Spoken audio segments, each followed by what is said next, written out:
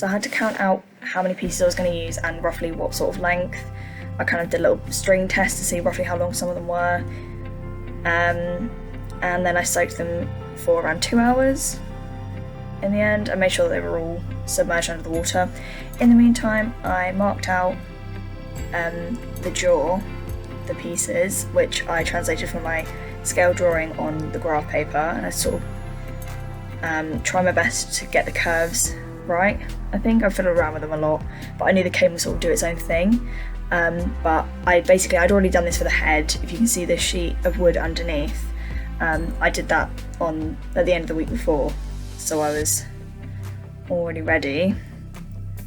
This piece here is the bit that's going to go perpendicular to pieces on the left, so it was kind of dot to dot because the piece on the left would join up at certain dots.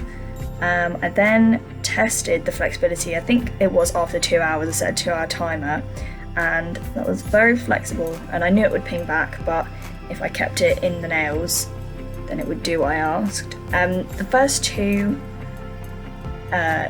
rib cages, I guess, of the skull was very circular, so I just taped them as I knew they'd spring back, but this one in particular had a slightly different shape. It wasn't perfectly circular, so I did bang some nails for that. And you'll notice that the camera's moving a lot, so I had to skip some of it. There we go. Okay, so this was quite a difficult shape to get because, like, as flexible as the cane is, it doesn't quite want to cooperate, so I had to move some of the nails around to try and get the perfect shape. But the other ones were a little bit easier to do. Like this one, I think.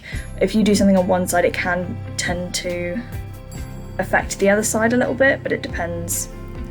You know, one nail will eventually need to be moved, perhaps, to get a more accurate shape, so that I'll follow the line.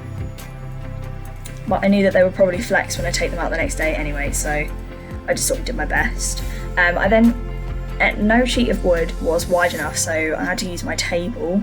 I had to find a centre line the best I could because the edges of the table were a little bit beat up, so I didn't want to use the edges of the table to do my measuring from, so the centre line made it more accurate. Again, I just translated the things from my graph paper.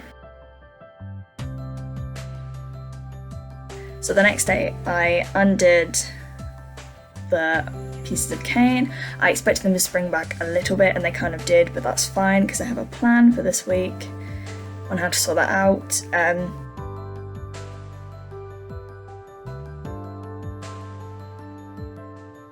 Again, this particular shape here I expected to ping out quite a bit, but it kept the shape. You can tell that it is the shape that I intended for it to be, so I'm happy with that. And the others, again, they just sprung back a little bit.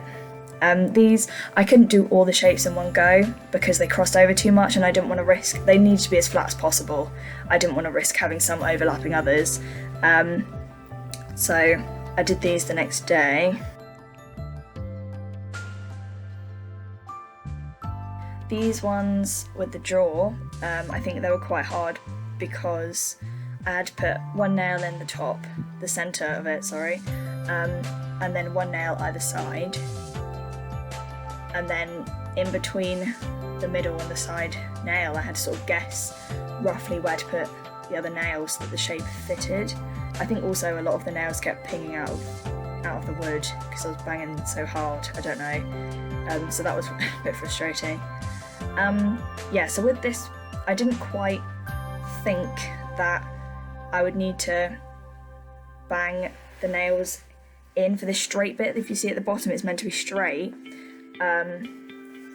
And I didn't think about that at the time, so I just thought, oh, if I just bang one nail in, it will stay straight, but then the cane still has its natural curve, it doesn't quite want to go straight, so I had to do a little weavy thing, if you can see. So that has so far worked. I'll be checking that this coming week to see how well it worked. Yeah, this was banging the nails in on my table.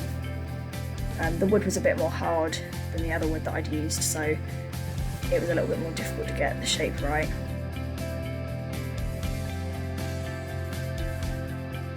With this piece, again, it was like the dot to dot thing with the jaw. I banged nails in almost every dot. because of how they would meet up with those perpendicular, but some of them I could do every other one if I knew that they were going to go through the dot.